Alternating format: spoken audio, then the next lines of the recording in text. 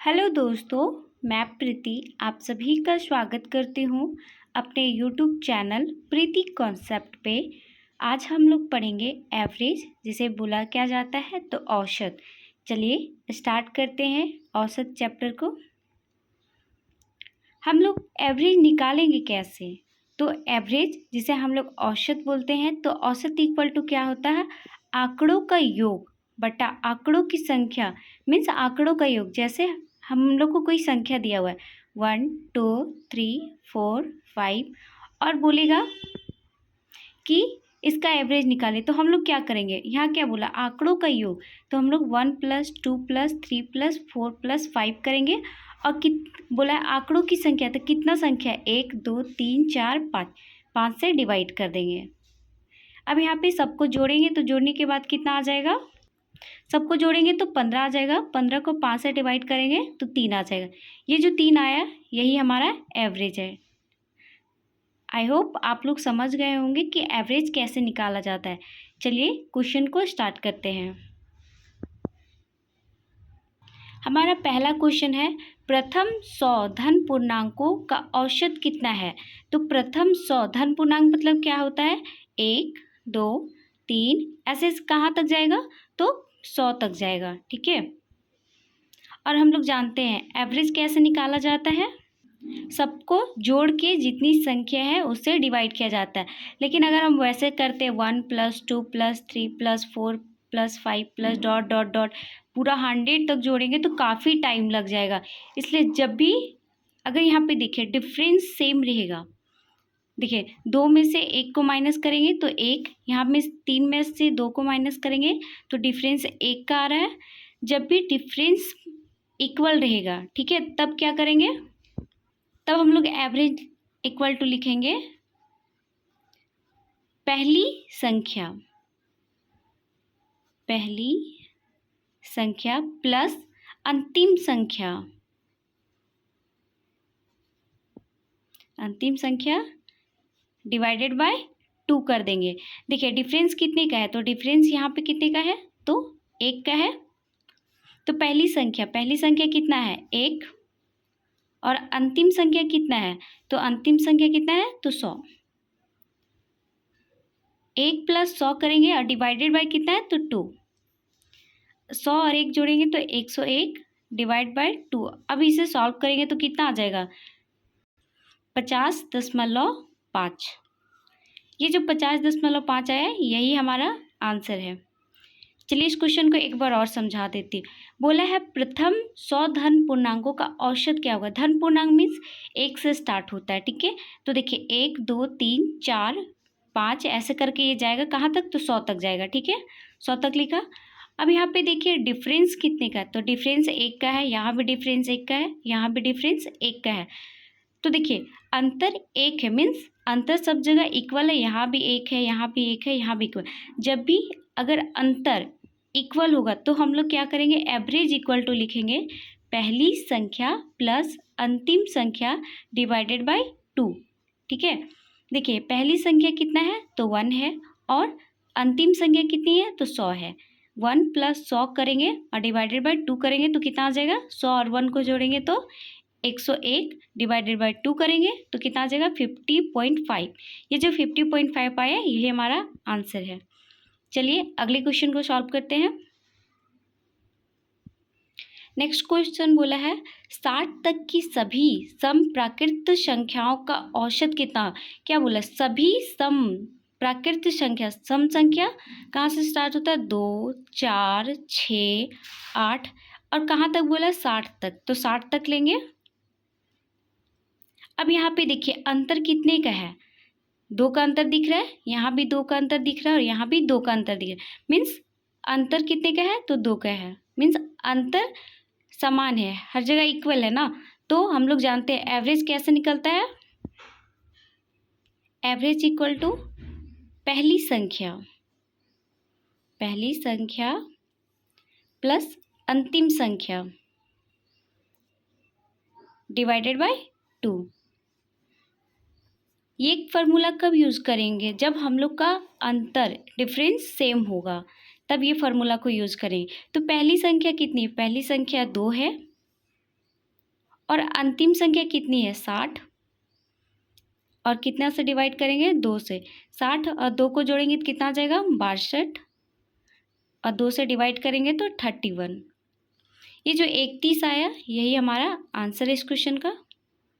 चलिए अगला क्वेश्चन देखते हैं। अगला क्वेश्चन बोल रहा है 50 तक की सभी विषम प्राकृत संख्याओं का औसत कितना है। क्वेश्चन में विषम संख्या बोला है, पिछले क्वेश्चन में क्या था सम संख्या था। विषम संख्या हम लोग जानते हैं कौन कौन से थे, 1, 3, 5, 7, 9, कहाँ तक बोला है तो 50 तक। तो 50 क्या है हमारा एक सम संख्या है, तो इससे पहले एक विषम संख्या क्या आ जाएगी 49। ठीक है, अब यहाँ देखिए डिफरेंस कितने का है अंतर, तो अंतर 2 का दिख रहा है। और हम लोग जानते हैं जब अंतर इक्वल होता है तो हम लोग क्या यूज़ करते हैं, पहली संख्या प्लस दूसरी संख्या डिवाइडेड बाय 2।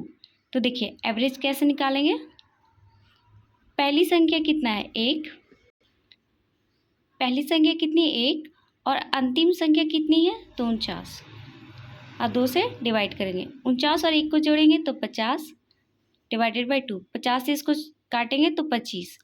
ये जो 25 आया यही हमारा आंसर है। चलिए अगला क्वेश्चन देखते हैं। बोला है 6 के प्रथम 5 गुंजों का औसत कितना है। 6 के प्रथम 5 गुंजों, तो यहाँ क्या करेंगे गुंजों मतलब इसका टेबल 6 का टेबल 5 टाइम पढ़ेंगे। 6, 12, 18, 24, 30। अब यहाँ पे देखिए क्या बोला निकालने के लिए औसत, और देखिए अंतर कितने का आ रहा है, तो अंतर यहाँ 6 का आ रहा है, यहाँ भी 6 का आ रहा है, यहाँ भी 6 का आ रहा है। मीन्स अंतर जो है वह सब जगह इक्वल है। अंतर जब इक्वल आ रहा है तो एवरेज कैसे निकालेंगे, हम लोग जानते हैं पहली संख्या प्लस अंतिम संख्या डिवाइडेड बाय 2। पहली संख्या कितनी है 6 और अंतिम संख्या 30। 6 प्लस 30 करेंगे और डिवाइड कितना से करेंगे 2 से। 30 और 6 को जोड़ेंगे तो 36 डिवाइडेड बाय 2। इसको सॉल्व करेंगे तो 18 आ जाएगा। ये जो 18 है यही हमारा आंसर है। नेक्स्ट क्वेश्चन है यदि 4 क्रमागत सम संख्याओं का औसत 27 है, इनमें से सबसे बड़ी संख्या कौन सी होगी। चलिए इस क्वेश्चन को सॉल्व करते हैं। हम लोग को औसत कितना दिया हुआ है 27 दिया हुआ है, तो पहले औसत को लिखेंगे। तो 27 क्या है एक विषम संख्या है, ठीक है। और हम लोग को क्या बोला है क्रमागत सम संख्या दिया, तो 27 से इधर क्या होगा 28 से एक सम संख्या होगी और इधर 26, ठीक है। फिर 28 के बाद क्या होगा 30 और इधर 24, ठीक है। तो पूछा है सबसे बड़ी संख्या, सबसे बड़ी संख्या क्या आएगा 30 आएगा सबसे बड़ी संख्या। अगर इसी क्वेश्चन में पूछता सबसे छोटी संख्या क्या होगी, तो सबसे छोटी संख्या क्या होता 24, ये छोटी संख्या।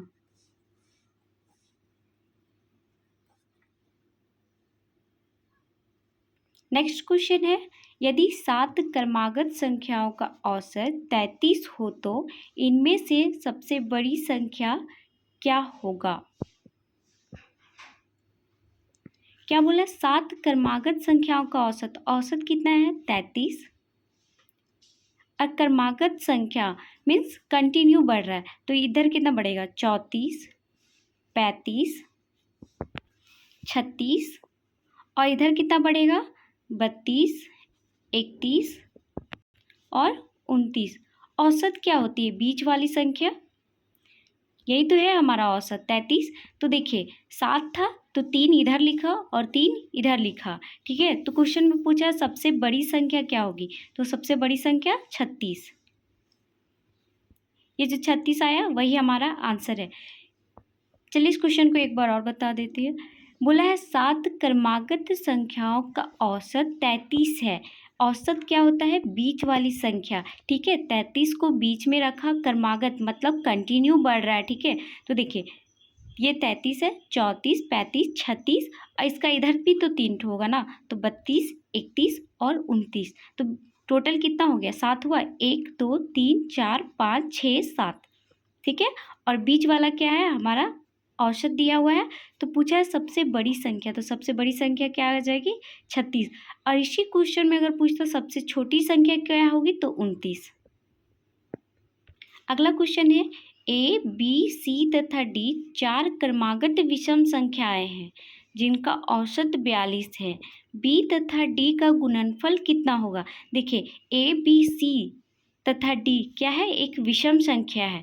तो देखिए ए बी सी तथा डी, ठीक है। और हम लोग जानते हैं औसत क्या होता है, बीच वाली संख्या, तो 42। 42 यहाँ तो सम संख्या ना, इससे पहले क्या हो जाएगा 43 और 41, ये हमारा औसत है। फिर 43 के बाद क्या होगा 45, और इधर क्या हो जाएगा 39। देखिए अगर हम लोग को नहीं पता चल रहा है कि यहाँ पे कैसे 42 आया एवरेज, तो हम लोग क्या करेंगे 41 और 43 को जोड़ के देखेंगे तो कितना आ जाएगा। एक में 3 को जोड़ेंगे तो 4, 4 और 4 जोड़ेंगे तो 8, 84 को 2 से डिवाइड करेंगे तो कितना आ जाएगा 42। 42 यही तो हमारा एवरेज था ना। तो देखिए पूछा क्या है, ये हमारा बी इक्वल टू कितना आ गया 41 और डी इक्वल टू कितना आ गया 45। अब पूछा है बी तथा डी का गुणनफल, बी तथा डी, बी इक्वल टू 41 और डी इक्वल टू 45, दोनों को गुना करेंगे तो कितना आ जाएगा, दोनों को गुना करने के बाद 1845 आ जाएगा। ये जो 1845 आया यही हमारा आंसर है। चलिए अगला क्वेश्चन देखते हैं। अगला क्वेश्चन बोला है 5 क्रमागत सम संख्याओं ए बी सी डी तथा ई का औसत 66 है। बी तथा ई का गुणनफल कितना है। औसत कितना दिया हुआ 66। हम लोग जानते हैं औसत क्या होती है, बीच वाली संख्या होती है, ठीक है। देखिए 66 ये तो एक सम संख्या, और क्वेश्चन में क्या बोला क्रमागत सम संख्या, मीन्स इस सीरीज में बढ़ेगा। 66 के बाद क्या होगा 68 होगा, फिर क्या होगा 70 होगा, इधर 2 हो गया, इधर भी तो 2 होगा, तो 64 हो जाएगा और 62 हो जाएगा। ये बीच वाली संख्या क्या है, तो हमारा औसत है। क्या बोला था 5 क्रमागत सम संख्या, तो 5 क्रमागत सम संख्या हो गया। देखिए 62, 64, 66, 68, 70, बोला था इसका एवरेज कितना है 66। अब हम लोग को नहीं पता एवरेज कैसे निकाला, तो क्या करेंगे 64 प्लस 68 करेंगे तो 2, 6 और 6 12 और 1 3 13, 132 को अब हम लोग 2 से डिवाइड करेंगे तो कितना आ जाएगा 66 आ गया, ठीक है। तो बोला है बी तथा ई का गुणनफल कितना होगा, बी कितना आएगा 64 और ई कितना आ जाएगा 70। तो बी तथा ई का 64 गुने 70 करेंगे तो कितना आ जाएगा, इन दोनों को गुना करने के बाद 4480 आएगा। ये जो 4480 आएगा यही हमारा आंसर है इस क्वेश्चन का। अगर आपको ये वीडियो पसंद आई होगी तो प्लीज़ चैनल को लाइक करें, सब्सक्राइब करें और अधिक से अधिक शेयर करें।